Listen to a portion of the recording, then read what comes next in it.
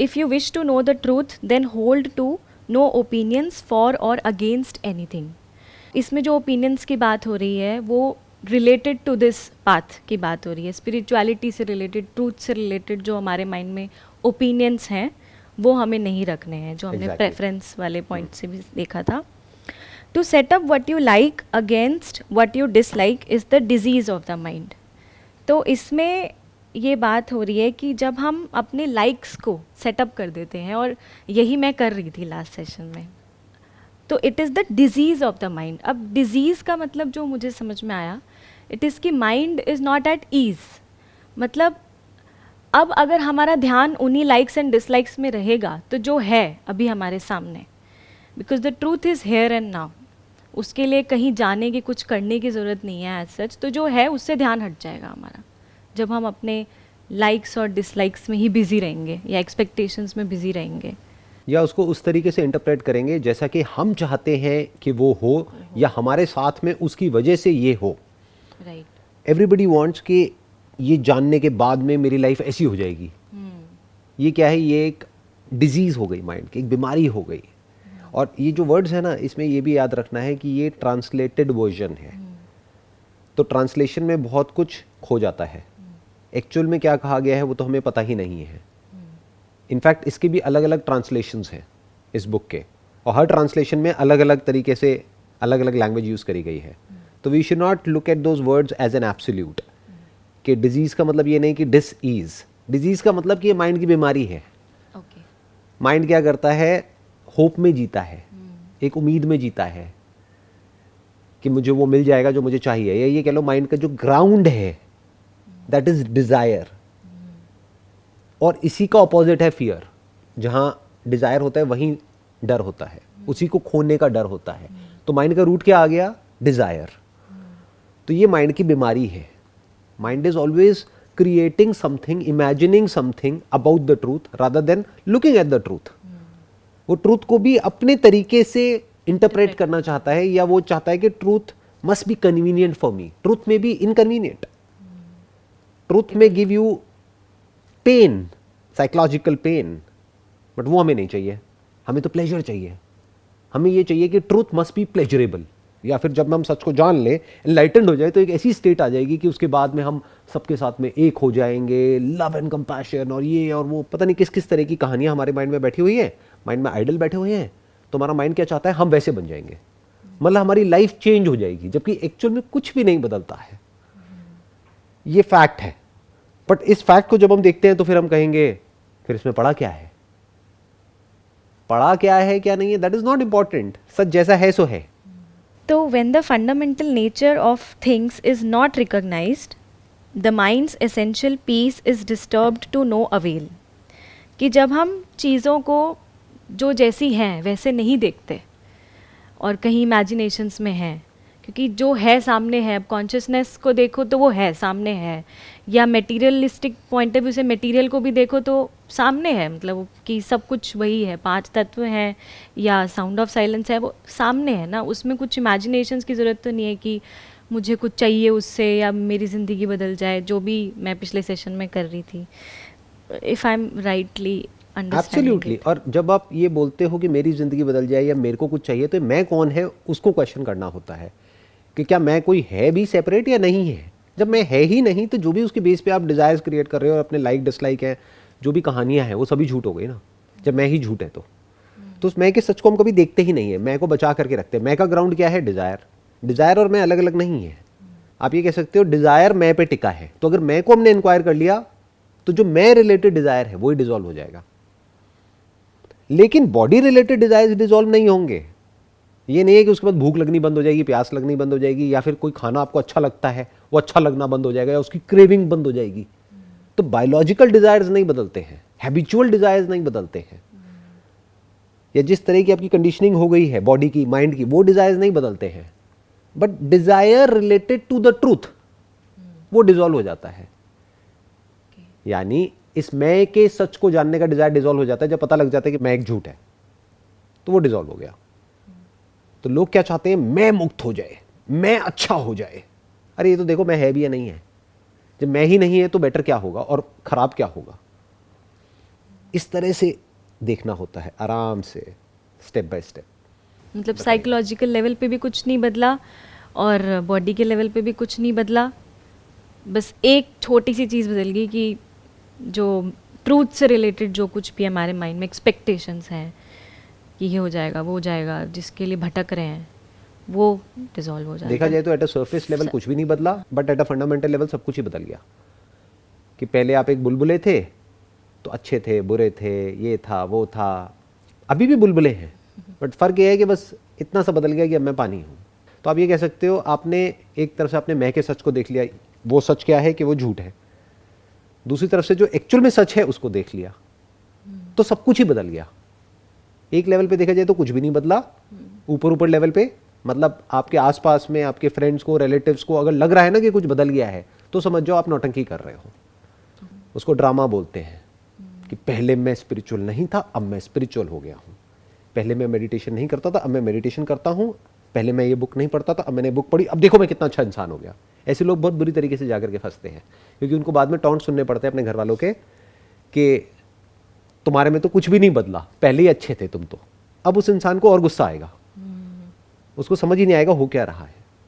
तो मैं क्या कह रहा हूँ, आपके फ्रेंड सर्कल में, फैमिली में, कहीं भी कुछ भी नहीं बदलेगा, सब वैसा का वैसा रहेगा। जो पहले दोस्त थे वो अभी भी दोस्त है, जो पहले दुश्मन थे वो अभी भी दुश्मन है। समझ गए? मतलब पहले भी अगर छोले भटूरे मान लो आपको अच्छे लगते थे तो बाद में भी अच्छे लगते हैं।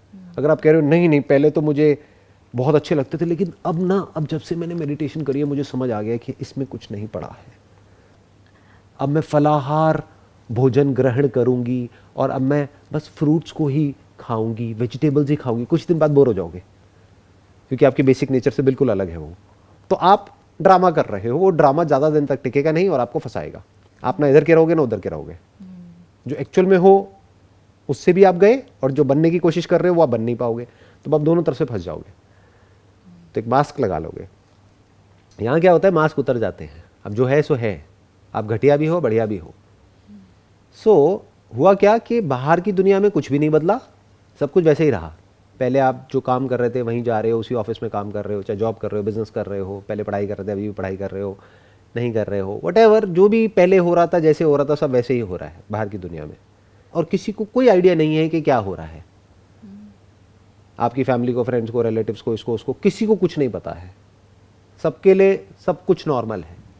एक्चुअली में भी तो नॉर्मल ही है ना, मतलब कुछ एक्चुअल में भी नॉर्मल है, दैट इज वन। तो एक्चुअल में नॉर्मल है, तो जब नॉर्मल है तो नॉर्मल ही है, उसमें सोचना क्या है। बट लोगों को लगने लग जाता है ना कि अब मैंने ये पढ़ लिया है, मैंने ये कर लिया तो अब मैं ये हो गया हूँ, व्हाटएवर। जैसे कुछ लोगों के पास में थोड़ा सा पैसा आ जाता है तो उनको ये लगने लग जाता है कि अब मैं पता नहीं क्या हो गया हूँ। क्या हो गया है? कुछ भी नहीं हुआ है। तो इस तरह से जब हम समझने लग जाते हैं ना चीज़ों को, तो क्या होता है कि अंदर जो हमारे थॉट का ग्राउंड है वो बदल जाता है, इस सब की जो रूट है वो बदल जाती है, बट सरफेस लेवल पे कुछ नहीं बदलता है, अंडरस्टैंडिंग बदल जाती है। और वो क्या होती है? थॉट के लेवल पे जो मतलब ग्राउंड है वो बदल मैं जाता के ऊपर हंसी आती है, मैं का झूठ दिख जाता है ना। ये जो हम अपने मैं को बचा के रखते हैं, या तो आप बोलो कि मैं बहुत अच्छी हूं या बोलो कि मैं बहुत बुरी हूं, दोनों का ही ग्राउंड क्या है? मैं। यही दो जगह पे तो हम जीते हैं कि आज मैं ये हूं कल मैं ये हो जाऊंगी, या आज मैं ये हूं कल मैं ये ना हो जाऊं। ये डर है, वो डिजायर है। तो यहां से आप फ्री हो जाते हो कि मैं जहां है वहीं रहने वाला है। मतलब ईगो का हम कुछ कर ही नहीं सकते क्योंकि वो है ही नहीं, तो उसका क्या करोगे? कोई सेपरेट मैं है ही नहीं तो करोगे क्या? जैसे सब है वैसे ही आप हो, जैसे आप हो वैसे ही सब है। तो वो जो एक सेंस ऑफ सेपरेशन होता है कि मैं स्पेशल हूं, मैं एक्स्ट्राऑर्डिनरी हूं, बाकी सब ऑर्डिनरी है। क्यों? क्योंकि मैं एनलाइटेंड हूं। वो बेवकूफियां भी खत्म हो जाती है जब आप एक्चुअल में सच को देख लेते हो। देन आपको समझ आ जाता है कि कोई फर्क नहीं है, बायोलॉजिकली, साइकोलॉजिकली वो सब सेम है, सब एक ही थाली के चट्टे बट्टे हैं। Eight the level of body mind कुछ फर्क नहीं है। हाँ, अंडरस्टैंडिंग के लेवल पे हल्का फुल्का फर्क है, उससे कोई खास फर्क नहीं पड़ता है। कोई जानना चाहता है तो जान ले, नहीं जानना चाहता तो कोई बात नहीं। मतलब ये जो अर्ज होती है ना हमारे अंदर के, अब हम जा करके लोगों को बताएं, ये क्या है कि अभी आपने कुछ खा लिया है, अभी ढंग से डाइजेस्ट नहीं हुआ है, उल्टी होएगी या लूज मोशन होएगा, तो अब जा करके अपना लोगों को पकड़ोगे, मैं तेरे को सच बताती हूँ, तेरे को नहीं पता साउंड ऑफ साइलेंस के बारे में, मैं बताती हूँ तेरे को, देख देख साउंड ऑफ साइलेंस, देख ये लगा, मैं बताती हूँ तेरे को। नहीं, ये सब नहीं करोगे आप कहोगे जिसको जानना है जान लो, जिसको नहीं जानना है मत जानो। जैसे कुछ लोग होते नहीं ठेकेदार बन जाते हैं कि हम ये हैं, हम आपको बताएंगे, हम आपका बेड़ा पार लगाएंगे। अरे खुद का तो लगा लो। तो उसको समझ आ जाता है कि कुछ नहीं होता है, इट्स जस्ट नॉलेज। जिसका इंटरेस्ट है नॉलेज में वो यहाँ से या वहाँ से या कहीं ना कहीं से पहुँच जाएगा। जिसका नहीं है उसको क्यों बताना है, क्यों तंग करना है उसको। जैसे आपका बायोलॉजी में इंटरेस्ट नहीं है, मैथमेटिक्स में है, तो उसमें दिमाग लगाओ ना, बायोलॉजी में क्यों लगा रहे हो। उसको अननेसेसरी वो नहीं पढ़ाना है जिसमें उसका इंटरेस्ट नहीं है, यानी किसी को तंग नहीं करना है। लोग जो सो कॉल्ड स्पिरिचुअल होते हैं वो तंग करने लग जाते हैं बाकियों को। तुम भी ये करो, देखो मैं ये करता हूँ ना, मेरे साथ में ये हो गया, ये हो गया, ये हो गया, तुम्हें भी ये करना चाहिए। क्यों करना चाहिए? वो बहुत ग्रैंड बना दिया ना उस चीज़ को, स्पिरिचुअलिटी को। ऐसे बना रहे हैं जैसे पता नहीं क्या है। This is the disease of the mind. ये माइंड की बीमारी है। माइंड क्या करता है, छोटी सी चीज़ को बहुत बड़ा बना देता है। जो जैसा होता है उसको वैसा नहीं देखता है, कुछ भी इमेजिन करने लग जाता है। लाइफ तो बहुत ही बढ़िया है। क्या बढ़िया है? एक हॉस्पिटल में जाकर के देख लो कितनी बढ़िया है। लाइफ तो बहुत ही बेकार है। क्या बेकार है? जाकर के किसी सी बीच पे देख लो क्या बढ़िया लाइफ है। तो ये जो आपके नोशंस है ना फालतू के, वो खत्म हो जाते हैं। जो जैसा होता है वैसा दिखने लग जाता है, बस इतना ही होता है। The way is perfect, as vast space is perfect, where nothing is lacking and nothing is in excess. अब अगर हम इसको ट्रूथ के पॉइंट ऑफ व्यू से देखें तो ट्रूथ इज़ कंप्लीट, पूर्ण है। अब इसको ईजी करें थोड़ा और, तो चाहे कॉन्शियसनेस पॉइंट ऑफ व्यू से देखें तो कॉन्शियसनेस आपकी मेरी सेम है। मतलब वो सिर्फ बोलने के लिए मैं बोल रही हूँ आपकी मेरी, it's just one only, it's complete. Material point of view से भी देखूँ इस बॉडी के, तो जिस भी मटेरियल की ये बॉडी बनी है, एटम, सब एटॉमिक पार्टिकल, व्हाटएवर, वो भी सेम है। तो जैसे law of conservation of energy पढ़ते थे ना हम बचपन में कि energy can never be created nor can it be destroyed, it can only be converted from one form to another. तो अगर हम इसको होलिस्टिक पॉइंट ऑफ व्यू से देखें ट्रूथ को, तो वो कहीं ज़्यादा कम नहीं है, वो तो है बियॉन्ड टाइम, बियॉन्ड स्पेस। क्योंकि साउंड ऑफ साइलेंस होती है, मेरे सुनने से पहले भी होती है, और वो हमेशा से है, वो हर जगह है। तो beyond time, beyond space. Why are you saying beyond time and beyond space? तो फिर स्पेस और टाइम कहाँ है? तो ये दो क्रिएट नहीं हो गए, एक साउंड ऑफ साइलेंस और एक स्पेस और टाइम। स्पेस और टाइम कहाँ पर है? स्पेस और टाइम भी उसी में है, हम ये कह सकते हैं। तो फिर वो बियॉन्ड कैसे हुई? बियॉन्ड सुनते ही माइंड में ऐसा आता है कि हाँ, मतलब कुछ और एक लेयर है वो मैं समझ रही हूँ, बट उसी से ही सब कुछ है, हम ये कह सकते हैं ना। उसी में सब कुछ है, उसी से उसी में। क्या पानी में जो बुलबुला है वो पानी के बियॉन्ड है?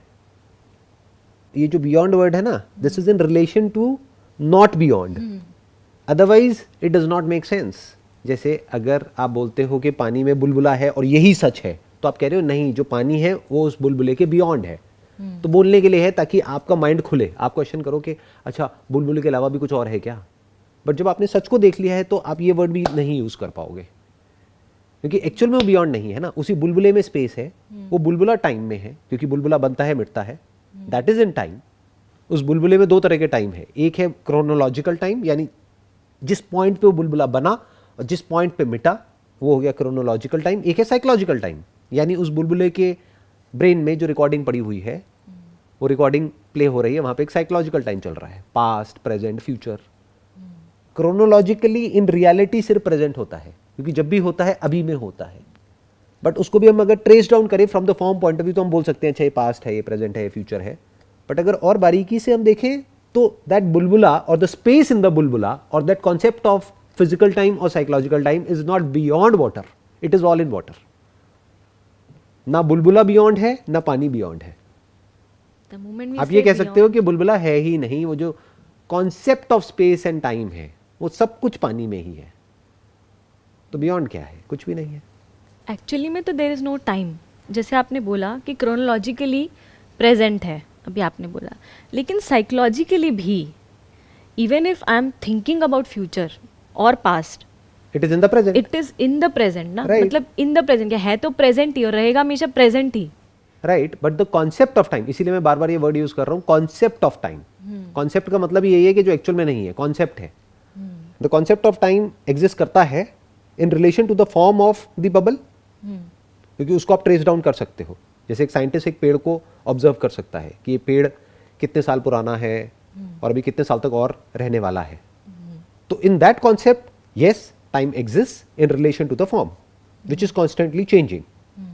एग्जैक्ट तो वो कभी भी ट्रेस डाउन नहीं कर सकता कि क्या वो मूवमेंट था जब वो हुआ। तो आप कह सकते हो कि ये कॉन्सेप्ट्स हैं, concept of chronological time and concept of psychological time and the concept of space which changes with the instrument. Telescope में स्पेस अलग है, माइक्रोस्कोप में अलग है, कहीं कम है कहीं ज़्यादा है। तो ये जो स्पेस है वो भी कम ज़्यादा दिखती है, इसीलिए इसको पंचभूतों में से एक भूत बोलते हैं। और ये स्पेस और टाइम अलग अलग नहीं है, ये एक ही सिक्के के दो पहलू हैं। रहते हैं तो दोनों रहते हैं, नहीं तो एक भी नहीं रहता। स्पेस है तो ही तो बुलबुला है, जब स्पेस नहीं है तो बुलबुला भी नहीं है। बुलबुला नहीं है तो टाइम कहाँ है? Time of what? Time of water. Water तो था, है और रहेगा। तो टाइम किसका? फॉर्म का। फॉर्म मतलब क्या? Space. Without space where is form. Space कहाँ होती है? पानी से पूछो जाकर के स्पेस कहाँ है? पानी में तो कोई स्पेस नहीं है। तो स्पेस कहाँ है? स्पेस का जो कॉन्सेप्ट है वो बुलबुले के अंदर है। From the stand point of बुलबुला there is space, from the stand point of water there is no space, no time. Sound of silence से जाकर के पूछो कि स्पेस क्या है, टाइम क्या है, उसको नहीं पता है। इनफैक्ट उसको कुछ नहीं पता है। हाँ, आगे बढ़ते हैं।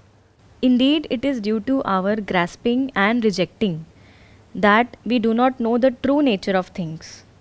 इसमें मुझे ये समझ में आ रहा है कि जो rejecting है, it is always in reference to grasping. हम कहते हैं कि ये चीज़ छोड़ना भी एक तरह का पकड़ना होता है। जैसे कोई पर्सन है, वो कह रहा है कि मुझे घर बार छोड़ना है, ये सब मोह माया है और मैं जा रहा हूँ गुफा में। तो अब ये जो सब कुछ वो छोड़ रहा है, वो इसलिए छोड़ रहा है क्योंकि उसने इस थॉट को पकड़ रखा है कि ट्रूथ जो है वो कहीं और मिलेगा, या फिर ये सब कुछ ईविल है, जो भी बॉडी है, मेटेरियलिस्टिक वर्ल्ड है। जब हम किसी चीज़ को छोड़ रहे हैं ना, तो इसका मतलब समझ जाओ कि आपने कुछ पकड़ रखा है। तो उसको देखो कि क्या पकड़ रखा है। तो जब तक हम ये छोड़ने पकड़ने के ये चक्कर से नहीं फ्री होंगे, तब तक जो है वो नहीं दिखेंगे ना। फिर हम कहीं जाएंगे, भटकेंगे इधर उधर, क्योंकि जो है अगेन उसको देखने के लिए कहीं जाने की ज़रूरत नहीं है, कुछ करने की ज़रूरत नहीं है, कुछ बनने की ज़रूरत नहीं है, वो तो सामने है। तो ये मेरा मतलब था इसको लेकर। हाँ, बिल्कुल ठीक है, क्योंकि छोड़ना पकड़ना क्या होता है? कुछ भी छोड़ने के लिए पहले तो पकड़ना पड़ेगा ना। अगर आप कहते हो मैं इसको छोड़ने वाला हूँ, इस लड़की को, अरे वो क्या लगती है आपकी जिसको आप छोड़ने वाले हो? आपकी गर्लफ्रेंड है, आपकी वाइफ है, तभी तो आप उसको छोड़ोगे। तो पहले उससे जुड़ना पड़ेगा, फिर आप छोड़ोगे ना। पहले ये तो देखो कि आप जुड़े भी हो या नहीं जुड़े हो एक्चुअल में। जैसे लोगों को बंधन का मतलब ही नहीं समझ आता कि बंधन मतलब क्या। मोक्ष के कॉन्सेप्ट को कहीं से सुन लेते हैं, मोक्ष उनको लगता है कि अब मैं मुक्त हो जाऊंगा, ब्लिसफुल स्टेट और ये और वो, और उनको लगता है मुक्ति मतलब क्या कि मैं हर तरफ से मुक्त हो गया। आप ये तो देखो कि आप बंधन में हो भी या नहीं हो, और एक्चुअल में बंधन क्या है और मुक्ति क्या है। एक आदमी अकेला एक गुफा में बैठा हुआ है कई सालों तक और मेडिटेशन कर रहा है, क्या वो मुक्त है? और कोई इंसान है वो फैमिली में रह रहा है, क्या वो बंधन में है? और अगर वो बंधन में है तो क्या वो बंधन बुरा है? बंधन मतलब क्या? एक सपोर्ट सिस्टम। मानो एक इंसान एक फैमिली के स्ट्रक्चर में रह रहा है, उसको थोड़ी सी भी प्रॉब्लम हुई तो 10 लोग आकर के उसके आसपास में खड़े हैं उसकी केयर करने के लिए, उसका ध्यान रखने के लिए। और एक अकेला आदमी गुफा में है, मान लो उसको कोई ऐसी बीमारी हो गई which is a deadly disease, वो खुद उठ करके जा नहीं पा रहा है हॉस्पिटल तक, तो कोई उसके पास में नहीं है जो उसको ले करके जाए। तो एक्चुअल में बंधन में कौन है और मुक्त कौन है? एक हम सबके अंदर एक बेसिक एक नीड है। It is not a desire, it is a need to connect. तो जो कनेक्टेड है वो बंधन में है। कनेक्टेड मतलब क्या? हमको फ्रेंड्स चाहिए, हमको रिलेटिव्स चाहिए, हमको लोग चाहिए जिनसे कि हम बात कर सके, जिनसे अपने दिल की बात शेयर कर सके, जिनके साथ में हम अच्छा टाइम स्पेंड कर सके, जिनके साथ में बैठ करके हम हंस सके। हंसना कोई डिजायर थोड़ी है, नीड है। स्ट्रेस और एंजाइटी का जो नेचुरल एंटीडोट है दैट इज स्माइल। इंसान की दुनिया में स्ट्रेस बहुत है, इसीलिए इंसान के पास में स्माइल है। जानवरों को स्माइल की ज़रूरत ही नहीं है क्योंकि स्ट्रेस भी नहीं है। तो बंधन में कौन है और मुक्त कौन है, ये बहुत बड़ा सवाल है। इसमें अटैचमेंट से भाग रहे हैं ना लोग, अटैच नहीं होना, वो कंसेप्ट बहुत स्ट्रॉन्ग है जितना मैंने देखा है। अटैचमेंट बुरा क्यों है? अटैचमेंट से क्या होता है? आप किसी से बहुत ज़्यादा अटैच्ड हो गए, उसी से तो होगे जो आपसे होगा। टू वे तो होगा, अटैचमेंट होगा तो वन वे कैसे हो सकता है? और वन वे है तो वो तो ऑब्सेशन है, अटैचमेंट थोड़ी है, वो कोई प्यार थोड़ी है। अब लोग मेरे से क्वेश्चन ऐसे पूछते हैं तो मुझे जवाब भी ऐसे देने पड़ते हैं, क्योंकि जो जिस लेवल का क्वेश्चन पूछेगा उससे उसी लेवल के तो मैं जवाब दूंगा। कोई नर्सरी में है तो वो उस लेवल का क्वेश्चन पूछेगा ABCD का, तो मैं उसी लेवल की बात करूंगा। क्वेश्चन क्या पूछते हैं, सर अटैचमेंट में और लव में क्या डिफरेंस है? अरे attachment is love, love is attachment, दोनों में फर्क क्या है? कुछ भी नहीं है। जुड़ना, that is love, that is attachment. आपको अपने कुत्ते से प्यार है, मतलब क्या? आप अपने कुत्ते से अटैच्ड हो, आप उसकी केयर करते हो। वो कुत्ता आपसे अटैच्ड है, या कोई इंसान है उससे अटैच्ड है, मतलब क्या? आपको उससे प्यार है मतलब अटैचमेंट है। इसमें कंफ्यूजन क्या है? हम क्या करते हैं, अपने माइंड में दो क्रिएट करते रहते हैं। ये बीमारी है माइंड की, कॉम्प्लिकेट कर कि देते हैं ना प्यार कुछ और है, अटैचमेंट कुछ और है। अब वो मेरे से सवाल ही ऐसे पूछेंगे तो मुझे उन्हीं के लेवल पे आकर के जवाब देना पड़ेगा। मैं उनको बोल दूंगा दोनों एक ही है, तो कंफ्यूज हो जाएंगे। वो कहेंगे क्या बोल रहे हो सर? अरे भाई, जिसकी आप केयर करते हो, आप इसीलिए तो करते हो क्योंकि उससे आप अटैच्ड हो, वरना आप केयर क्यों करोगे? Do you care for your mother और for somebody sitting in some other country? उनकी केयर करते हो क्या? नहीं। क्यों करते हो अपनी मदर की? क्योंकि उनसे आप अटैच्ड हो। किस लेवल पे अटैच्ड हो? साइकोलॉजिकली अटैच्ड हो। बायोलॉजिकली तो अलग हो गए हो, एक टाइम पे अम्बिलिकल कॉर्ड से हम जुड़े हुए थे, अब तो अलग हैं। तो साइकोलॉजिकली आप जुड़े हुए हो उनसे, और उसमें क्या बुराई है? कोई भी बुराई नहीं है। जहां अटैचमेंट होती है वहीं सुख होता है, वहीं दुख होता है। तो लोगों को सुख तो चाहिए, दुख नहीं चाहिए।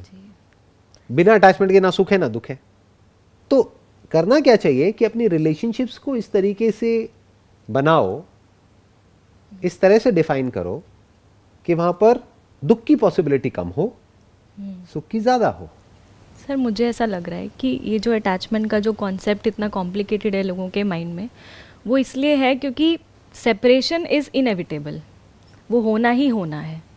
तो जो भी लोग अटैचमेंट से भाग रहे हैं या इसको अवॉइड कर रहे हैं, वो इसीलिए कर रहे हैं क्योंकि वो सेपरेशन से बचना चाहते हैं, जो सेपरेशन का पेन है उससे बचना चाहते हैं। और कहीं ना कहीं ये कॉन्सेप्ट बना लेते हैं कि नहीं, मैं पहले ही डिटैच्ड टाइप रहूं या फिर अटैच्ड इतना ना हूं ताकि मुझे वो पेन ऑफ सेपरेशन ना हो। कि मैं रिलेशनशिप में नहीं जाऊंगा, क्यों? क्योंकि ब्रेकअप की वजह से मैंने देख लिया अपने दोस्त के साथ में क्या होता है। शादी ही नहीं करूंगा, क्यों? क्योंकि मेरे को डिवोर्स नहीं चाहिए।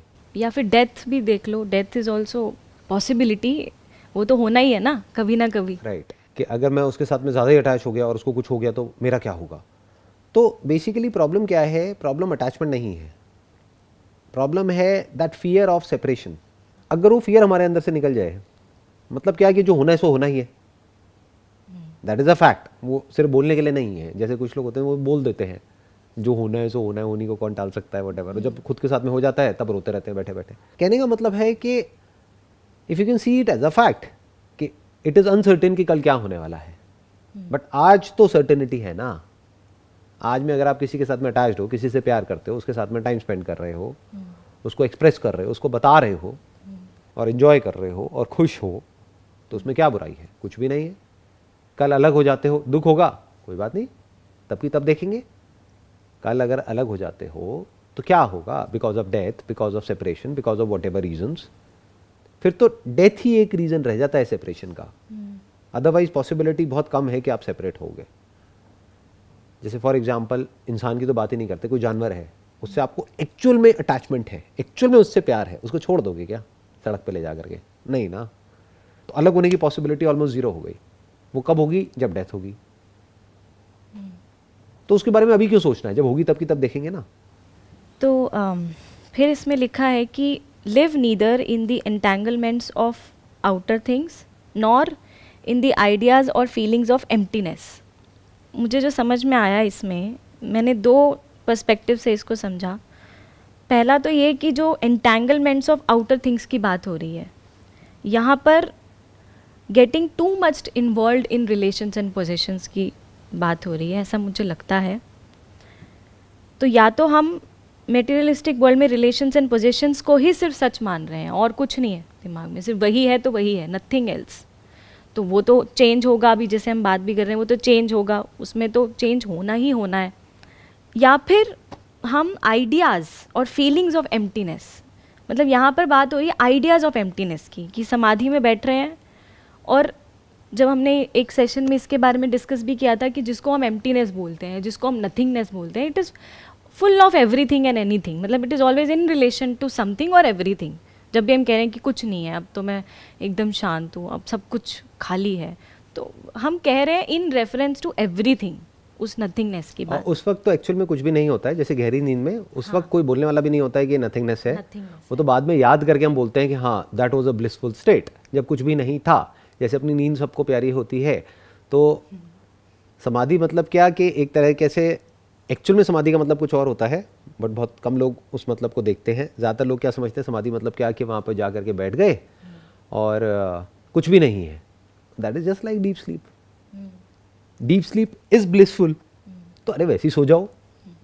समाधि का मतलब क्या होता है? धी मतलब बुद्धि, समा मतलब क्या? जहाँ पर बुद्धि जा करके स्थित हो जाए, उसी को स्थित प्रज्ञ भी कहा गया है, कि जहाँ पर जा करके आपकी नॉलेज अंडरस्टैंडिंग स्टेबल हो जाती है। तो स्टेबल अंडरस्टैंडिंग इज रियल समाधि, उसको बोलते हैं सहज समाधि।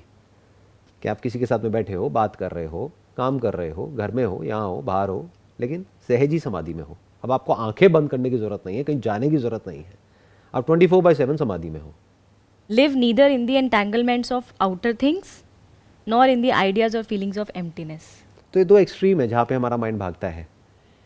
एक है या तो हम बहुत ही ज़्यादा एंटैंगल्ड हो जाते हैं इस दुनिया में, और किसी और डायमेंशन के बारे में या और किसी भी चीज़ के बारे में हमें कुछ अता पता ही नहीं है। तो ऐसे लोग या तो ग्रीड में जिएंगे या डर में जिएंगे। और जहाँ पर ये दो होगी, जब ग्रीड पूरी नहीं होगी तो गुस्सा भी आएगा, फियर होगा तो स्ट्रेस भी होगा, एंजाइटी भी होगी। ये सब की जो जड़ है वो है डिज़ायर। डिज़ायर की जो जड़ है वो है मैं, और मैं जुड़ा हुआ है चीज़ों से या लोगों से, और सिर्फ उसी से, उसके अलावा सेपरेट मैं की कोई एग्जिस्टेंस ही नहीं है। तो अगर चीज़ गई तो मैं भी गया, चीज़ मरी तो मैं मरा, कोई इंसान मरा मेरे साथ में जो जुड़ा हुआ है तो मैं भी मरा। जैसे कोई आदमी बोलता है मैं बहुत अमीर हूँ, तो बिना पैसे के तो वो गरीब है, तो पैसा गया तो वो भी गया। इसीलिए बहुत लोग होते हैं, बहुत पैसा होता है सुसाइड कर लेते हैं। उनके पास में मान लो 1000 करोड़ था, डूब गया। डूब गया मतलब क्या? अब उनके बैंक में सिर्फ 10 करोड़ है, सुसाइड कर लिया। अरे 10 करोड़ कम होता है क्या? क्यों सुसाइड किया? क्योंकि उनका मैं जुड़ा हुआ था उस पैसे से, तो पैसा गया तो मैं गया। उनका मैं जुड़ा हुआ था उस रिलेशनशिप से, मेरी गर्लफ्रेंड, मेरा बॉयफ्रेंड, वो गया तो मैं भी गया। अब मैं क्या करूं? क्योंकि एक्चुअल में तो कभी मैं को देखा ही नहीं ना कि मैं इसके अलावा भी एग्जिस्ट करता है, नहीं करता है। तो एक तो एक्सट्रीम है ये, यानी कि सिर्फ और सिर्फ इस दुनिया में ही एंटैंगल्ड रहना। वो इंसान बाहर से ढोंग कर सकता है, दिखावा कर सकता है कि मैं अंदर से कूल हूँ, काम हूँ, पीसफुल हूँ। वो कभी भी पीसफुल नहीं हो सकता, ना घर में ना घर के बाहर। वो कहीं भी चला जाए उसको शांति नहीं मिल सकती। दूसरा एक्सट्रीम होता है लोगों का जो आइडियाज ऑफ एम्प्टीनेस में जीते हैं। उनका क्या है कि अब इस दुनिया में बहुत दुख है।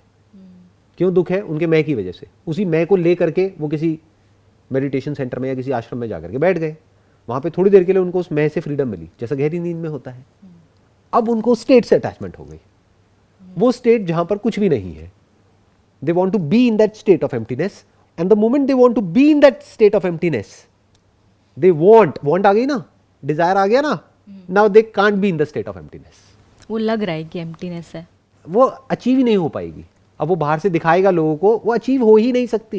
जहां पे भी the moment you want to sleep you can't sleep, it's as simple as that. जब तक वो वांट रहेगी तब तक समाधि नहीं लग सकती। तो समाधि पहली बार तो लग जाती है, यानी आप बहुत फ्रस्ट्रेटेड थे अपनी लाइफ से, अपनी फैमिली से, फ्रेंड से, यहाँ से वहाँ से, बिजनेस से, काम से, बॉस से, इससे उससे, व्हाटएवर, और कहीं चले गए 10 दिन के लिए। अब वहाँ पर आपको बड़ा अच्छा लगा पहली बार तो, दोबारा गए इतना अच्छा नहीं लगा, तीसरी बार गए बुरा लगा, चौथी बार गए और बुरा लगा। लेकिन अब आपके पास में कोई ऑप्शन ही नहीं है, अब आप ना यहाँ के हो ना वहाँ के हो। वहाँ जाते हो घर तो वहाँ की याद आती है, और वहाँ जाते हो तो घर की याद आती है। अब आप फंस चुके हो बुरे तरीके से, ना यहाँ के रहे ना वहाँ के रहे, ना आप एम्प्टीनेस में जी सकते हो क्योंकि you want emptiness, that very want will keep you away from emptiness.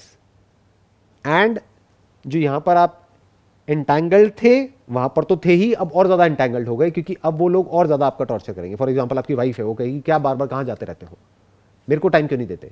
पहले भी प्रॉब्लम की जड़ यही थी कि मेरे को टाइम नहीं देते, और पता लगा यहाँ से भी डिवोर्स हो गया। और छोड़ भी इसीलिए रहे ना क्योंकि पकड़ा हुआ है, किसी चीज को क्यों छोड़ते हैं हम भागते क्यों हैं क्योंकि हमने Emptiness को बहुत पकड़ लिया ना। हाँ। उन्हें लगा कि पता नहीं क्या है उसमें, अरे कुछ भी नहीं है, नींद है, नींद नहीं पता क्या क्या होती है, डेली तो एक्सपीरियंस करते हो, और सबको अपनी नींद कितनी प्यारी होती है। उठते वक्त जब सुबह जल्दी उठना होता है, हम अलार्म को आगे करते रहते हैं, स्नूज करते रहते हैं, 10 मिनट और, 15 मिनट और, 20 मिनट और। तो ये बात समझ नहीं आ रही कि हमारी ब्रेन किस तरीके से काम करती है। नींद मतलब क्या, डीप स्लीप मतलब क्या, अल्टीमेट रिलैक्सेशन।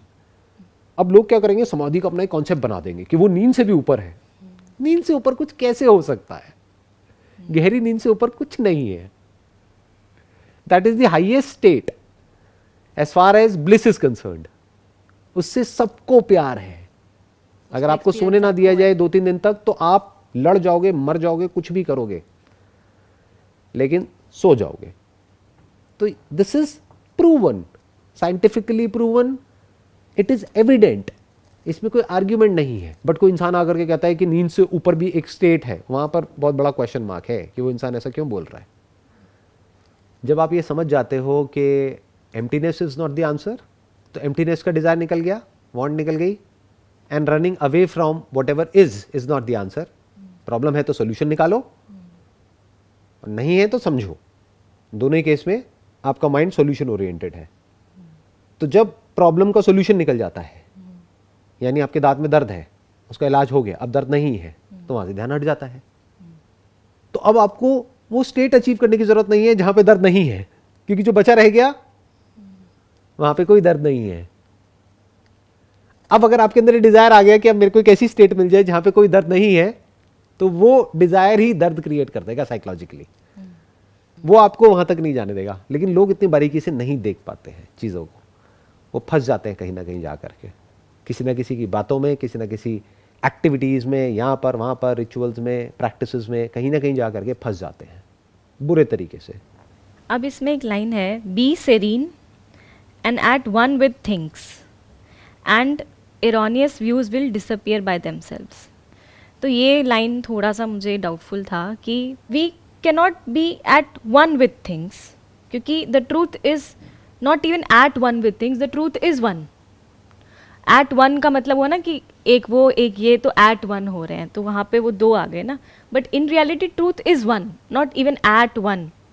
चलो सिंप्लीफाई करने के लिए बोला है अगर, तो truth is not even one. अगर आप और टेक्निकली देखोगे तो अच्छा। वन के लिए इट इज इम्प्लाइड कि दो का होना जरूरी है ना, इसीलिए इसको नॉन डुअल कहा गया है, अद्वैत। बस इतना कह के छोड़ दिया गया है, दो नहीं है। आप एक कैसे कहोगे, मैं और आप एक थोड़ी है, आप फीमेल हो मैं मेल हूं, तो एक नहीं है, ना ही दो है। तो better way of saying it is दो नहीं है। यहां पर यह कहा जा रहा है be one with the things.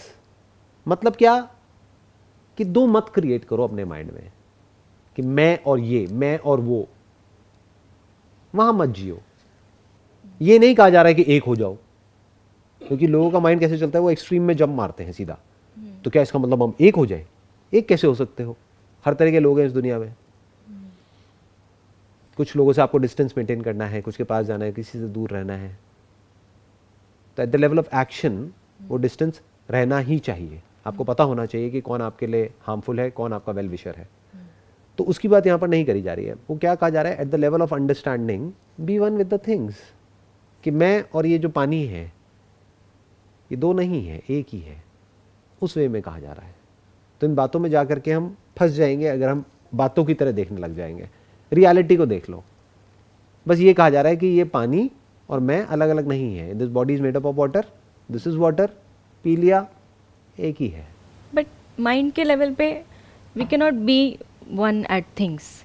मतलब ठीक है, अंडरस्टैंडिंग के लेवल पे हम ये देख रहे हैं, समझ रहे हैं, बट अगेन माइंड के लेवल पे, जैसे आपने भी बोला कि तू और मैं में मत जियो, ये और वो में मत जियो, बट माइंड तो उसी लेवल पे जिएगा ना, माइंड का तो नेचर ही वही है। While inquiring about the truth, while inquiring about the हाँ। ट्रूथ, ठीक है। कंडीशंस अप्लाई ना। While you are in the world, अपनी फैमिली के साथ में हो, फ्रेंड्स के साथ में हो, तो वहाँ एक अलग तरह का एक्शन चल रहा है। उस वक्त आप ये थोड़ी बैठ करके इंक्वायर कर रहे हो कि मैं कौन हूँ, उस वक्त तो जो हो सो हो। While inquiring about the truth, be one with everything. मतलब क्या, अच्छा बुरा, सही गलत, वायलेंस नॉन वायलेंस, ये भी दो कॉन्सेप्ट चलते रहते हैं हमारे माइंड में। Anger non anger, blissful state and painful state, be one with everything. Spiritual non spiritual, spiritual non spiritual, good bad, this and that, इन सब में मत उलझे रहो, क्योंकि ये एंडलेस आर्ग्यूमेंट है। ये बिल्कुल ऐसा है, पेड़ में से पहले 2 ब्रांचेस निकलती है, फिर उसके अंदर अनलिमिटेड ब्रांचेस निकल जाती है, लेफ्ट और राइट, तो दोनों तरफ ब्रांचेस निकलती चली जाएंगी, और फिर आप जा करके इन दोनों में उलझ जाओगे, तो जो है उससे आप हट जाओगे, बहुत दूर निकल जाओगे सेंटर से। तो क्या कह रहे हैं, just be one with whatever is. जो हमने प्रेफरेंस जो की है बात सो करी है। थी सबसे पहले, राइट, उसी के रिलेशन में इसको हम देख सकते Right. हैं। तो इसमें बी सेरीन का क्या मतलब हुआ? सेरीन मतलब पीसफुल हो जाओ, बी पीसफुल।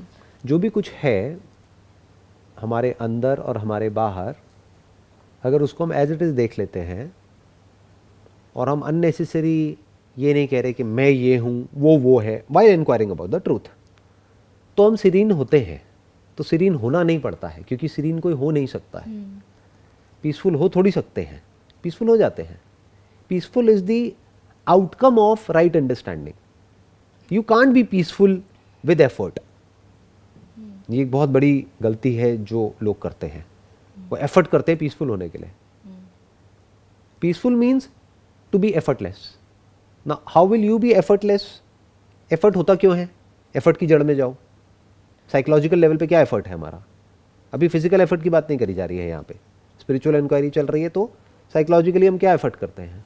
डिज़ायर होता है पहले किसी पर्टिकुलर चीज़ को पाने का, बदलने का, व्हाटएवर, एक डिज़ायर होता है, एफर्ट का ग्राउंड। मतलब जो होता है, हम उसको या तो बदलना चाहते हैं, कुछ करना चाहते हैं, कुछ बनना चाहते हैं, या तो खुद को बदलना चाहते हैं, किसी और को बदलना चाहते हैं, और स्पिरिचुअलिटी को यूज़ करते हैं अपने उस मोटिव को पूरा करने के लिए, अपने उस आउटकम को अचीव करने के लिए। तो ये कहा जा रहा है कि इन सब चक्करों में मत पड़ो while inquiring about the truth. ये नहीं कहा जा रहा है कि अगर अभी आप गरीब हो तो अमीर होने की कोशिश मत करो, क्योंकि सर्वाइवल के लिए आपको, आपकी फैमिली को, सबको पैसा तो चाहिए ही ना, एक कंफर्टेबल सर्वाइवल के लिए। वो सब करते रहो, but psychologically don't live in this kind of an illusion के आज मैं बुरा हूँ कल मैं अच्छा हो जाऊंगा, ये करके। Be one with what is. गुस्सा है ना, है, वायलेंस है ना, है, जो भी सो कॉल्ड बैड थॉट्स होते हैं वो है तो है, और यहाँ है तो हर जगह है। जो है सो है। जो भी लोग बाहर से आकर के कहानियाँ सुनाते हैं सो कॉल्ड कि ऐसा हो जाता है, वैसा हो जाता है, फिर हम अपने आप को कंपेयर करते हैं उन लोगों से, नहीं हमारे साथ में वैसा नहीं होता है जो उनके साथ में होता है।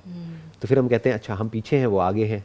तो ये बच्चों वाली जो रेस होती है ना आगे पीछे की, इस सबसे फ्री हो जाओ, और जो है जैसा है उसको एज इट इज देखो। मतलब इसको अगर एक लाइन में बोला जाए तो जो है सो है। एक नदी का एक बहाव है जो पीछे से बहुत प्रेशर से आ रहा है, वो बदला नहीं जा सकता है।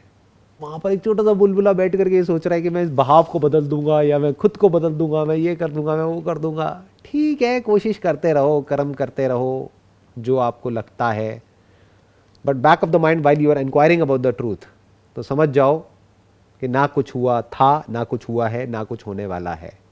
कुछ नहीं बदलता है, सब वैसा का वैसा रहने वाला है। आपका आने वाला कल आज से अलग नहीं होने वाला है।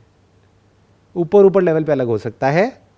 आज आपने कपड़े पहने हुए हैं मान लो 500 रुपए के, कल 5000 के हो जाएंगे, उससे क्या फ़र्क पड़ेगा?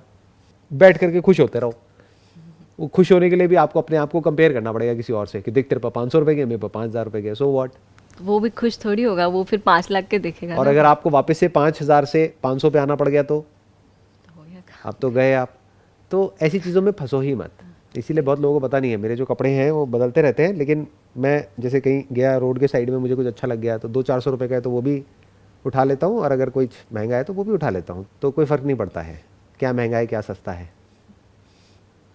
बहुत लोग होते हैं उनको कोई ब्रांड चाहिए यहाँ पे दिखाने के लिए कि देखो मैंने ये पहना हुआ है, they feel good and powerful after doing that. उससे क्या फ़र्क पड़ता है, आपने 100 रुपये का पहना है, 200 रुपये का पहना है, 500 रुपये का पहना है, उससे क्या फ़र्क पड़ता है, और 1 लाख का भी पहना है, उससे फ़र्क क्या पड़ता है।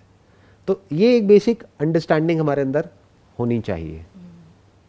तो इस तरह से इंसान जब एक हो जाता है चीज़ों के साथ में, यानी अब मैं और मेरी चीज़ ऐसा कुछ नहीं है, this just for convenience purpose, बस ठीक है। एक सोफिस्टिकेटेड सोसाइटी है, वहाँ पे रहने के लिए कपड़े पहनने चाहिए, सिंपल है, और कुछ भी नहीं है, ना उससे ज़्यादा ना उससे कम।